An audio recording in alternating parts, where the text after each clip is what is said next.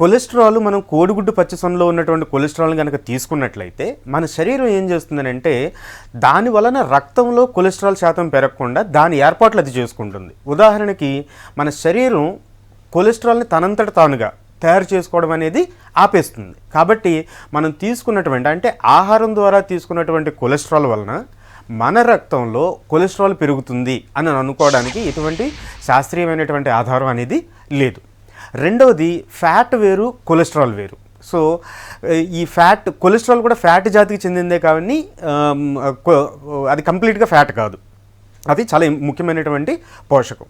ముఖ్యమైన విషయం మనం ఈ కొలెస్ట్రాల్ గురించి తెలుసుకోవాల్సింది ఏంటి అని అంటే, కొలెస్ట్రాల్ అనేది రక్తంలో ప్రవహించే ఒక ముఖ్యమైనటువంటి పోషకం.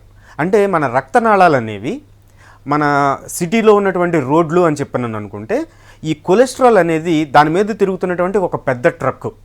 సో ఆ ట్రక్ రోడ్డు మీద తిరుగుతున్నంతసేపు మనకి ట్రాఫిక్ జామ్ అవ్వదు, కానీ అదే ట్రక్ రోడ్డు మీద నిలబడిపోయింది అనుకోండి, అప్పుడు ట్రాఫిక్ జామ్ అవుతుంది. అక్కడ ప్రయాణం చేయడానికి మనకి ఒక అవరోధం అనేది, అడ్డు అనేది ఏర్పడుతుంది. సో గుండెల్లోకి రక్తం సరఫరా చేసే రక్తనాళాల్లో కూడా ఈ కొలెస్ట్రాల్ అనేది రక్తంలో ప్రవహిస్తున్నంతసేపు ఎటువంటి ప్రమాదము లేదు. కానీ ఎప్పుడైతే ఈ కొలెస్ట్రాల్ అనేటువంటి ఒక వాహనం ఆ రక్తనాళాల గోడలకు అతుక్కుపోయిందో, అంటే అది ప్రవహించడం అనేది ఆగిపోయిందో, అప్పుడు అది ట్రాఫిక్ జామ్. అంటే దాన్నే మనం రక్తనాళాలు పూడుకుపోవడము అని చెప్పని అంటాం. ఇది ముఖ్యమైనటువంటి కారణం గుండె జబ్బులు రావడానికి. కాబట్టి మన రక్తంలో కొలెస్ట్రాల్ శాతం అనేది అదుపులో ఉంచుకోవడం ముఖ్యమే. ఈ కొలెస్ట్రాల్ అనేది ఎంతసేపు తిరుగుతూ ఉండాలి అంటే మన రోడ్లు అనేవి, మన రక్తనాళాలు అనేవి హెల్దీగా ఉండేటట్టుగా చూసుకోవడం.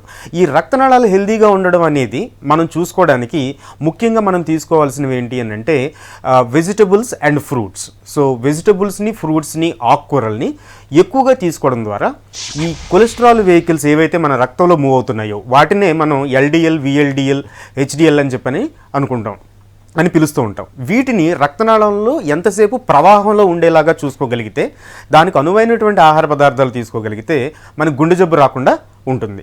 సో చాలామందిలో మీరు గమనించే ఉంటారు, వాళ్ళు ఆరోగ్యంగా ఉంటారు, కొలెస్ట్రాల్ కూడా అదుపులోనే ఉంటుంది, రెగ్యులర్గా వ్యాయామం చేస్తూ ఉంటారు, కానీ వాళ్ళల్లో కూడా కొంతమందిలో గుండెపోటు వచ్చే అవకాశం ఉంది. దానికి కారణం ఏంటి అని అంటే వాళ్ళలో కొలెస్ట్రాల్ అధికంగా ఉండడం కాదు, ఈ కొలెస్ట్రాల్ అనేది ప్రవాహంలో ఉండకపోవడం. అంటే రక్తనాళాల గోడలకి అతుక్కుపోయి దాన్ని రక్షించేటువంటి మెకానిజం అంటే ఫ్రూట్స్, వెజిటబుల్స్, ఈ స్ట్రెస్ కంట్రోలు, లేదనంటే గ్రీన్ లీఫీ వెజిటబుల్స్ అనేవి సరైన మోతాదులో వాళ్ళ ఆహారం తీసుకోకపోవడం ద్వారా.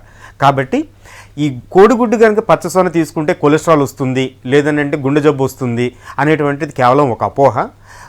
సరైనటువంటి సమతుల్య ఆహారం కనుక మనం తీసుకుని సో ఈ తీసుకున్నట్లయితే ఈ కోడిగుడ్డును కూడా మనం ప్రతిరోజు పచ్చసొనతో పాటు తీసుకోవచ్చు. కోడిగుడ్డుని పరిపూర్ణ ఆహారం అని కూడా అంటారు, ఎందుకంటే ఇందులో మన శరీరానికి కావాల్సినటువంటి అన్ని రకాల పోషకాలు చాలా సమృద్ధిగా అతి తక్కువ ధరకే దొరుకుతాయి. కాబట్టి కోడిగుడ్డు పచ్చసొనని తినడానికి ఎట్టి పరిస్థితుల్లోనూ వెనకాడవద్దు.